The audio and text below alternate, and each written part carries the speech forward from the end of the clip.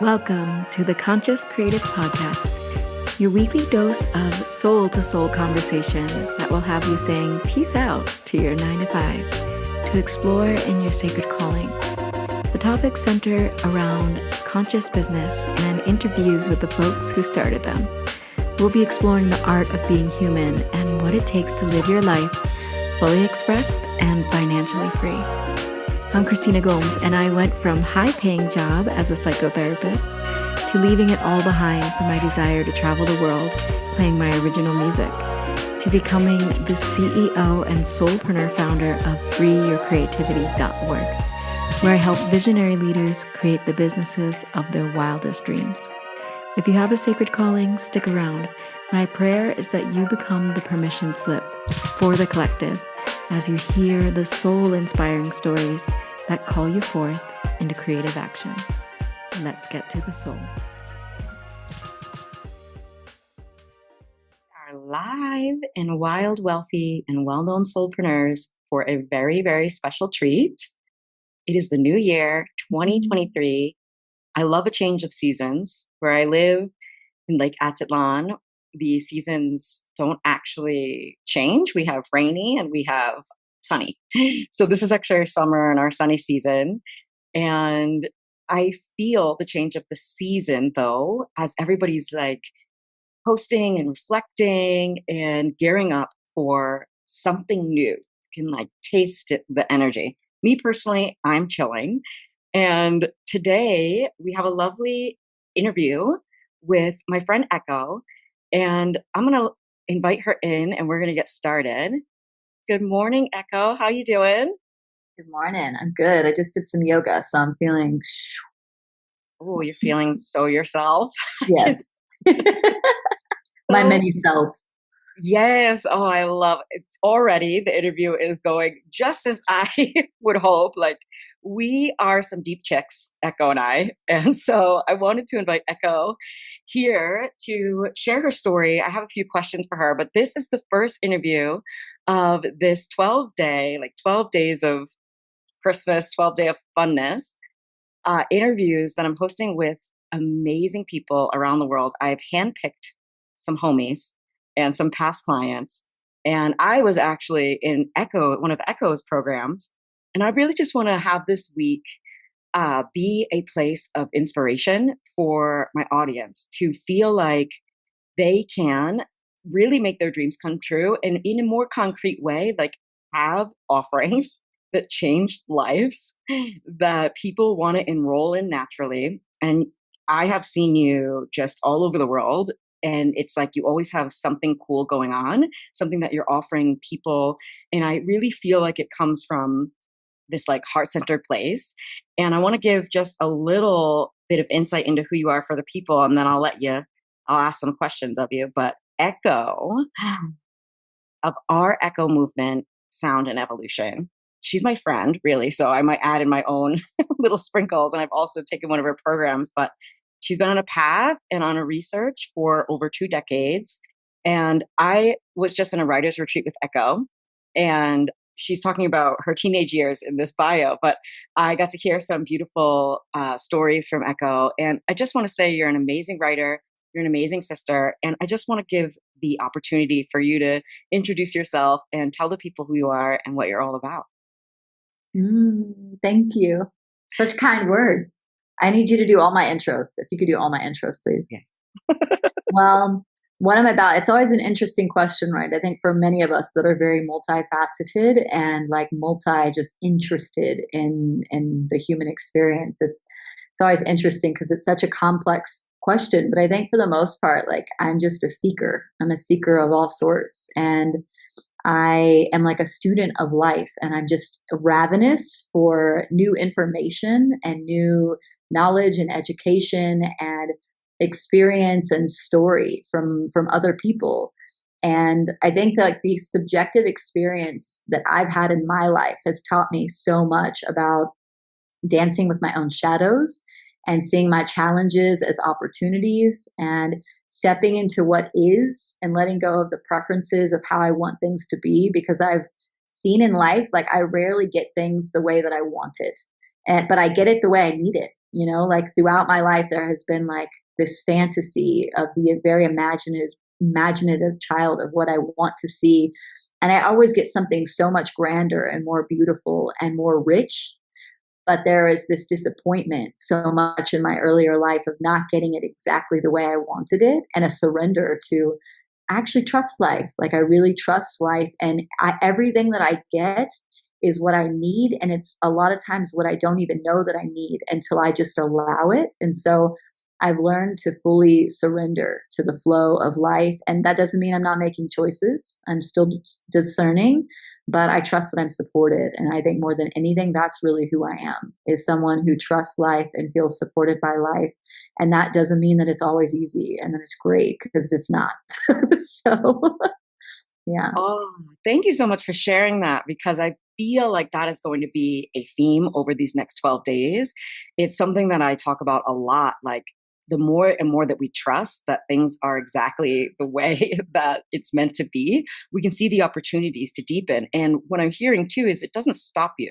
If things don't work out the way that you thought they would, you see the redirection, you pivot, you're fluid like water. And I'm sure that that is one of the reasons that has led you to be able to produce so much, like literally a producer of music, but also a producer of all these amazing events and programs. And that's my specialty, is helping people to craft a program. And so when I see you just like out there in the world, like all over the world, like how are you putting together a program in this new country and over there in that new country? And you always have this like this stream of creative flow is what I see from you. But I wanted to ask, the first question that I'm asking everyone is, what were you actually doing before you made this, like, being of trust your full-time gig, and this human that walks a very amazing alternative path? What were you doing before that? Well, I very much thought I wanted to save the world in the way of working in law. So I went to law school. Like I did my master's in public administration and political science. And there was this desire to save the world through institutionalism. And that didn't serve me. It felt very rigid and dogmatic. And in a way, I found myself on a path that felt more fluid. I felt very boxed in by the institution and by materialism in a way that just didn't feel comfortable for me. And it felt repressive. I felt it in my body when I was trying to be in those spaces. And there are still beautiful moments of that in education, and like the path of going to college and university.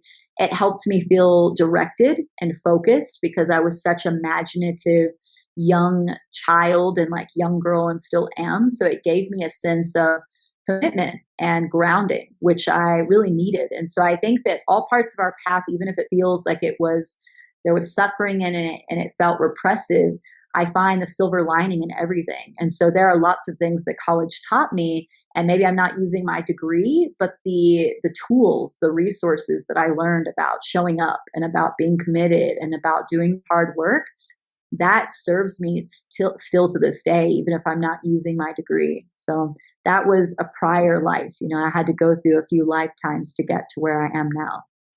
Amazing. That is such a powerful story. I resonate so much. I also got a master's degree, felt rigid, left that life, walked barefoot around the world. But I got the opportunity also to recommit to, like, actually having something in the world that I created that can serve. Just like you, when I was in your program, I really felt like this, like, college professor vibes, and I love that. I feel like because we both went through that, and I found it fascinating and fun. I found college years fun.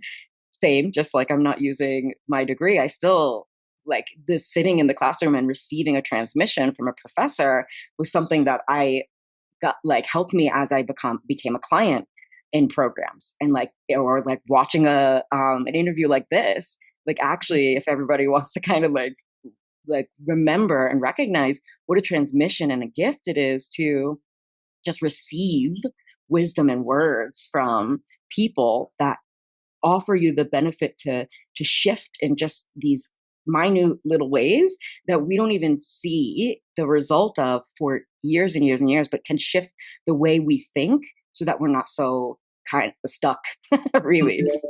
in the Yeah. mind stuff, in the mind game. Amazing. Amazing. So we were talking about who you were, but and who you are now as this human of trust. But what kind of things do you have going on? Like what, like you do a lot, you produce a lot, but what is really like in your heart right now to share that you offer? Well, so I'm thinking of the distillation of that because I was talking to somebody the other day about this, and they talked about all the different branches that I participate in. And so there is DJing, and there is producing music, and I have a yoga school, and I do trauma therapy and like integration work. I do medicine work, and somebody was saying, there needs to be a focus. You need to have a focus on like one particular thing for mastery and genius. And I said, actually, they're all the same thing. They're all branches of the same tree. And I was like, in reality, they're all about presence. When I make music, it's about having the listener and myself so present with like the elements of the music that you kind of lose yourself in it and come into unity with like movement and find yourself at home in your body. And the same thing that when I'm DJing, I'm present with the people on the dance floor, and we're becoming a collaborative space of like, how do we create a journey together and come into this like pulsating sense of like energy together through the movement. And the same thing with yoga. It's like, how do we come into stillness and slow down life and come back into presence? And meditation and trauma work, it's like, how are we present with what we're feeling inside and being honest with ourselves and take accountability for maybe the insecurities that come up or the fears. And it's all about coming back to presence. And so what I realized is over the years, I've had a lot of people kind of project fear onto me about, well, you've left law school and you've left like this strategic path that you have to do all these things, and you're this life hobbyist, and what are you going to do with that? And now writing the book as well, it's like all these different things. And in reality, it is all presence. And so the other day, when someone was again, I feel like trying to talk me out of the way that I live my life and that I need to be more discerning and just focus on one thing, I thought, no, like that's your path. And my path, I actually can hold all of these things in one space. And I learn just as much as my clients do when I'm like leading a retreat or I'm doing training or I have these programs. Their subjective stories and realities of what they're going through lead me back to like the same human conditions that I experience, because I'm also a human. And even if I'm teaching people and facilitating and creating spaces of coming back into wholeness, there are moments that I forget my own wholeness. There are moments that I forget my own tools and resources. And so it's this symbiotic relationship of creating a container where, yeah, I want to give you the tools to come home to yourself, but you're also reminding me to stay at home in myself. And so what I'm the most excited about right now is, this book that I'm working on is on trauma integration. And it is my story, and it is the very real life things that have happened to me, but it's not just my story, because my suffering is not unique. It's a different flavor of suffering, but we've all felt lonely. We've all felt abandoned. We've all felt rejected. So when I'm telling these stories, I invite the reader to step into my shoes and rewrite the names, create their own, like have their own characters and tell their own stories through it, so that we can all come back into presence of what we're feeling, whether it's overwhelming, whether it's numbing, whether it's dissociative. How can we feel like the vast array of the human experience and have the tools and the resources to be okay when we're not okay, to be like, fuck, this is intense. And then just to be like, I choose this too. And those words have come to me so much in different ceremonies and meditations and yoga and on the dance floor. It's all the same message. It's like, I choose this as well. Oh, wow. That is powerful. Thank Mm-hmm. you so much for sharing. What I'm like sensing for my audience too is like I work with a lot of multi-passionate people, and putting together one offering, it requires presence, intention, packaging it up and speaking about it in ways that are like interesting and fun for their audience and attracting clients. Like I see people really bogged down by even one offer. And so I'm noticing like how really when you accept and choose, and also like just know that not everything is going to be perfect, but you're here for it, that this is how you're able to hold and serve more than one offering. And I loved what you said too about that's their path and this is my path. Because I like when I see some transformational facilitators that have many different offerings across many different niches. And I see people when they come into my space have been trained to be like, I need to have a niche. I need to have a niche. And I'm going, none of us know what that word means. Like, this is the word that just people are regurgitating this word is not, it's like, what does it mean? And of course, like we can break it down, it means specialty. And you specialize in presence in all its forms. And you specialize in also, I specialize in creativity, and I see that you specialize in creativity in all its forms. And when you are multi passionate, you're creative at heart, you can't help but create.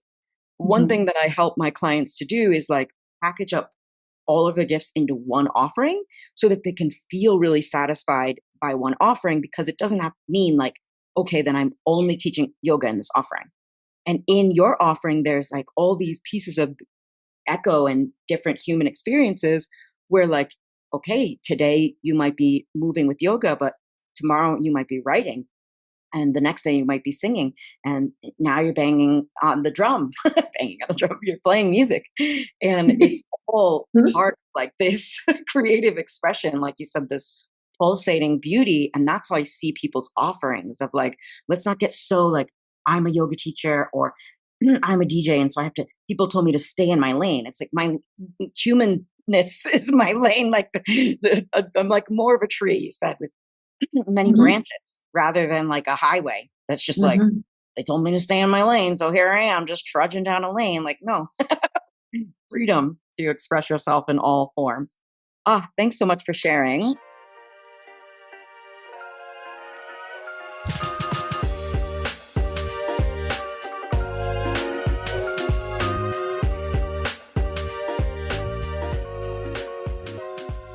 Hey there, visionary leader. If you're resonating with this message, I'd like to invite you into your next level life and business.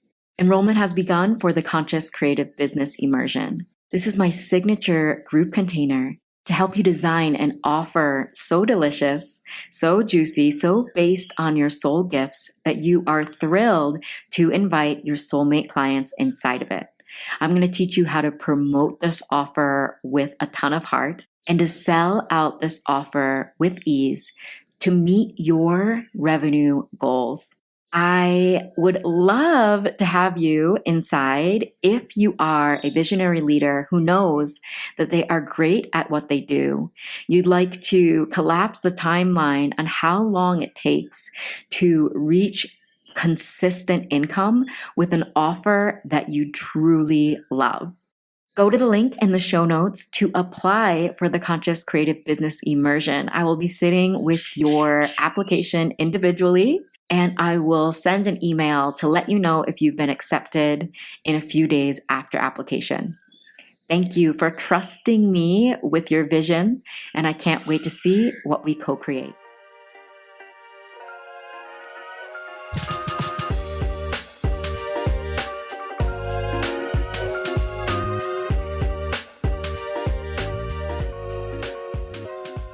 So something that what you just said to me that I want to reflect on is, our social engagement systems, like the networks that we exist in, people don't mean to do this, but a lot of times, if you don't put yourself in a box, people will want to put you in a box so they can understand you and they can relate to you.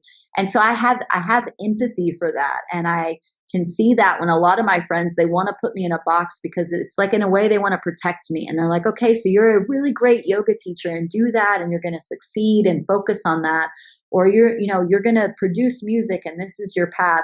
And I have to remind people, and it's taken like a decade or two to really stand in my power, where I'm like, I actually don't need you to define me, and I don't need to define myself. And thank you for your reflection, and I appreciate that. And I'm going to choose how I want to live my life, because you see people that succeed, and I can look at you and I see how you succeed, and I can go, okay, I want to do what Christina does, and I'm going to show up this way, and I'm going to do all the things that Christina does.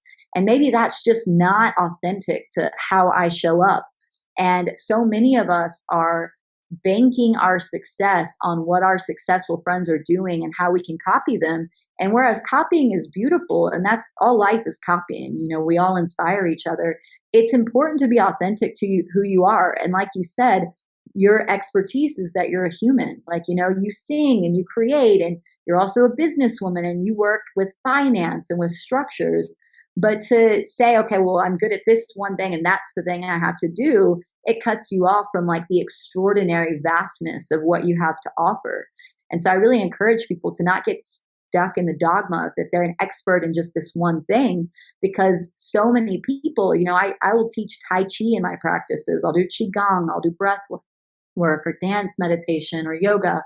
And some people like that come onto the programs, they love one element of those and that's their thing. And they're like, thank you for that. And if I was fearful because I wasn't a Tai Chi master and I didn't teach that or offer it, that person would miss out on that medicine that I offer. And so I encourage, if the intention is there and you're doing it in a safe way and it's not out of, miseducation, offer the things that help you and that are resources for you, even if you're not a master in it, but you do it with intention. People will receive it. The right people will receive it. So don't put yourself in boxes just because other people want to put you in boxes to feel safe Oh, in relating. I love that so much. So you know that I'm a funny gal. We're both funny gals. And this is like how I see astrology. I love it so much. And I even joke with people like, let me just and it's because I'm a double Virgo. Like, let me just put you in this box. And then I love absolutely watching people break out. Yes. You think I'm a Leo? Like, wow, like I'm this. And it's like it's really beautiful because I see the humor in the human condition, and like you do as well. And like it's so sweet. It's so normal. And that's why people, I feel, really are naturally attracted to both of our work, because I'm really going to help people to see themselves, Mhm. like see themselves as glorious gifts from God, and then Mhm. do actually what they want to do with those gifts Mhm. as they expand other gifts. Like maybe we don't actually have the gift of marketing. We think that, but you all actually have the gift of language. You are naturally born. It's the thing in children and humanness that we are gifted. It's language. That's why we're both Mhm. writers. Like we're in a writers retreat together. Like really seeing that. And so if you can talk to people, then you can market. Yeah. Yeah. So so I wanted to know, was there a big turning point in your life when you knew that you had to leave the law school thing, you had to kind of leave the box, break out of the box moment? Was there a pivotal story that you might be able to share where you decided, I'm going to go full time. I'm really actually going to trust and just offer and let that financially support me and also like support my dreams? Mhm. Well, interestingly enough, I think about where I'm at now at 38, and every single step that I've taken or not taken has like led me right to this moment. And there are a few, I mean, gosh, there's so many. Like one thing a student told me once in one of my trainings, he was like so apt and so excited to teach yoga, but he had no yoga background. He was coming into a training fully brand new. And he's like, hey, at least I'm failing forward, right? And I loved that phrase, like failing forward, because he would just mess up, but he would give it his all and he would really just go for it. And I had that same mentality. I in the very beginning of life, I was just such a perfectionist. I was the athlete. I was the, top of my class, top marks. I needed everything to be perfect. And I just went for it. I tried my hardest at everything. And even though I was a perfectionist, the way that I became a perfectionist was that I wanted to try everything. And I wasn't held back from being not great at it at first, because I truly had the belief that if I gave it time that it would work out.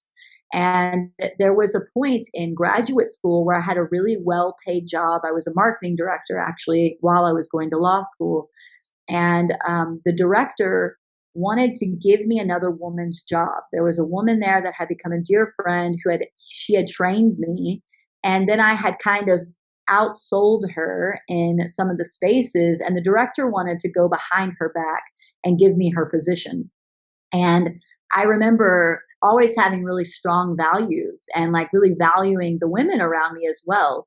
And his his ability to just discard her so quickly for money because I was going to make the company more money made me quit my job. Instead of taking the promotion, I actually said, yeah, I quit. I don't want to do that. And he's like, what? You can just keep your old job. And I thought, no, if this is the company I work for and this woman is so discardable, I don't want to have this job because at some point I'll be discardable as well. And I remember at a very early age, I think I was 23, I saw my values and I saw really what was important to me. And I thought, I don't want to work in this kind of institution. I don't want to market in a way that I'm going to walk all over people.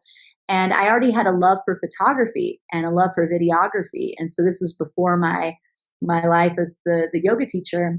But I thought, I'm going to make it as a videographer. I'm going to make it as a photographer. And so I gave up all the money and I followed what I felt passionate about at the time, which was making art through photo and video. And I definitely took a huge like a pay cut. But there was that belief in me that if I tried long enough and my heart was really in it, that it would be fruitful.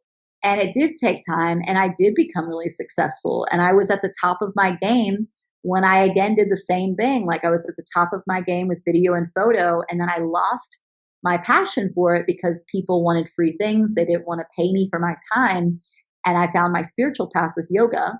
And at the same time, I made the same choice of actually my morals and what I really care about is more important to me than making money this way. And I thought, I'm going to be a yoga teacher and I'm going to do this thing. And so it was a lot of these moments of failing forward where I would try things, I would make it to the top of my game, I would get to that glass ceiling and I'd be like, I've learned what I need to learn here. My morals are now being kind of checked and I want to go on this new path. And so each time there was a space of, do I want to choose money and power over the thing that I'm passionate about? I would drop out at the very top of my game in many spaces. So like with law, with photo and video.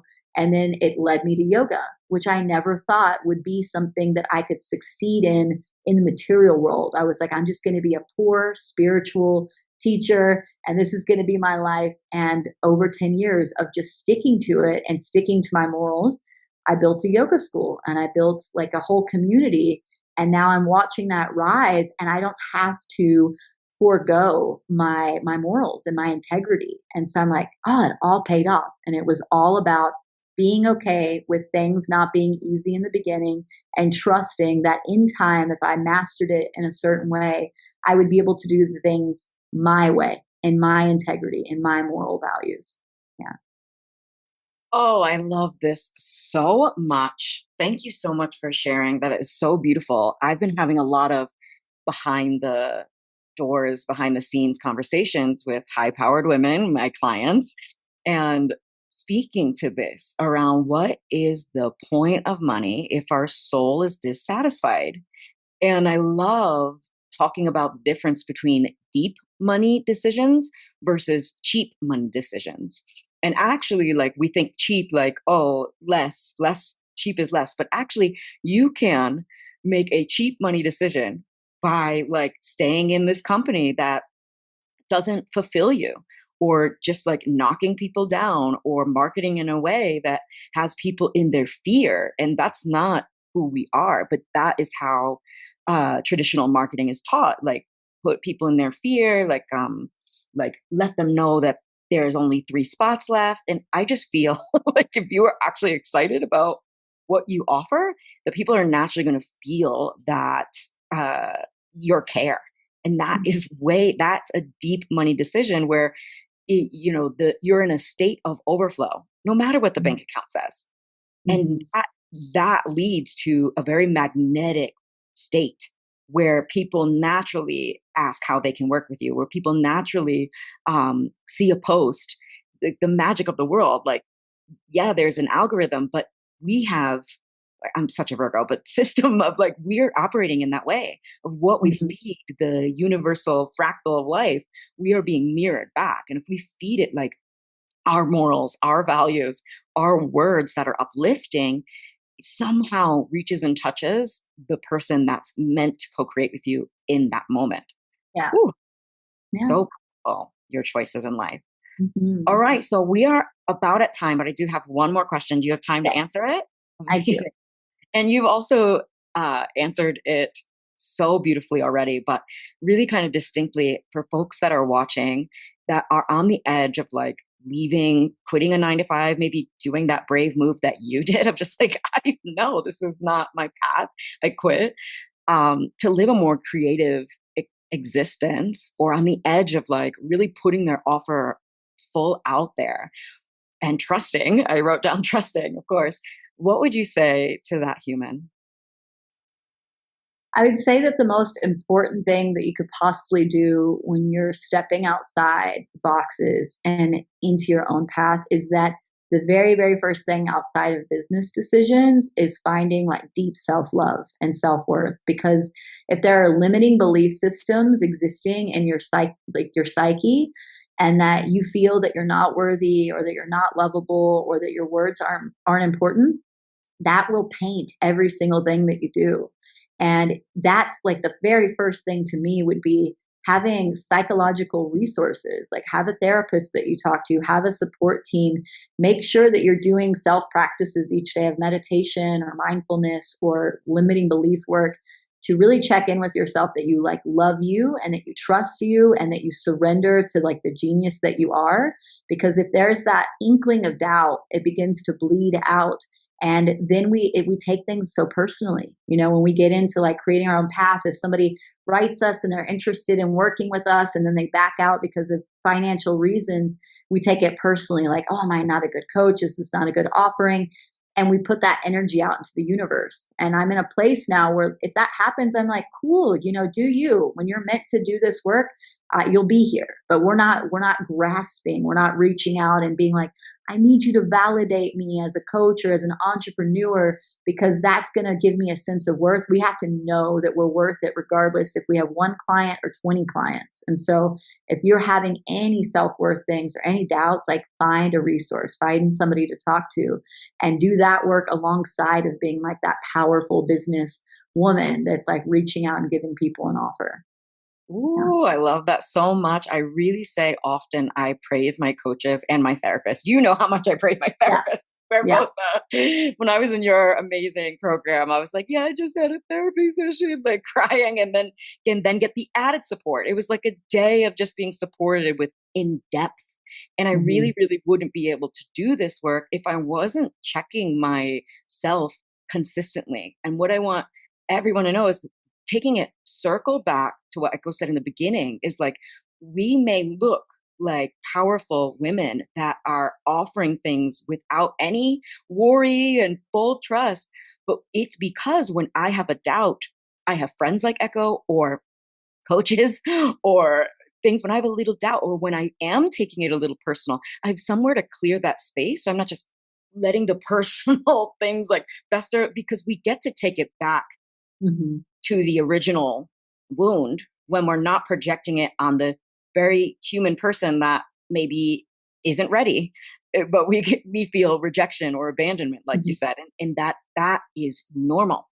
And you want a space where you feel safe to say running a business is hard when you're sensitive and Mhm. powerful.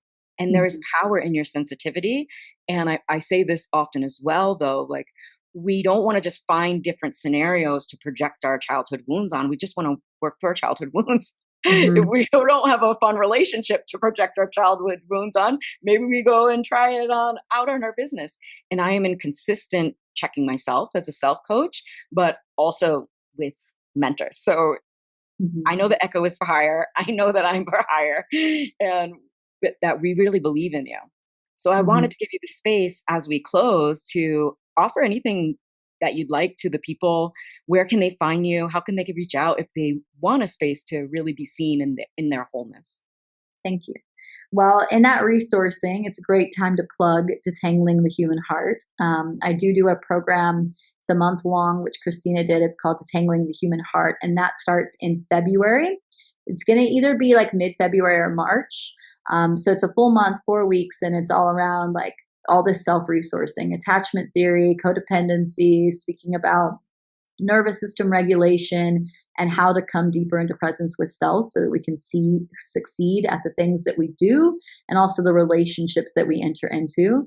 And I also do a 200-hour and a 300-hour yoga teacher training, which is trauma informed and movement influenced. And so that's online at the moment, and it starts in June, and it's 5 months. And then there's one that's a hybrid that begins in July that will also have a 2-week intensive here in Guatemala, where we're tuning in from. And so, yeah, these things, you can find them at echoflowyoga.com. And I am Our Echo on Instagram and SoundCloud if you want to dance or move with me. And yeah, that's just a little bit about where to find me. Yeah. So amazing. I'm going to leave all the links Okay. after this session in the descriptions, just like you said. Thank you so much, Echo, for being Yeah. here. And we are in the same town, so let's go meet before you head off to Japan. She's going to Japan snowboarding. Like, what Yeah. amazing friends I have. What an amazing life we live. Like, in between detangling human heartbreak, like, just sliding down Snowboarding. a mountain. Thank you for having me. And I'm super appreciative for the work that you do in the world. So I see you, sister. Thank you for being a part of my life. Oh, all right. I'll see you soon. I'll come find you in the town. All right. I love you, boo. Love you. Bye. Bye.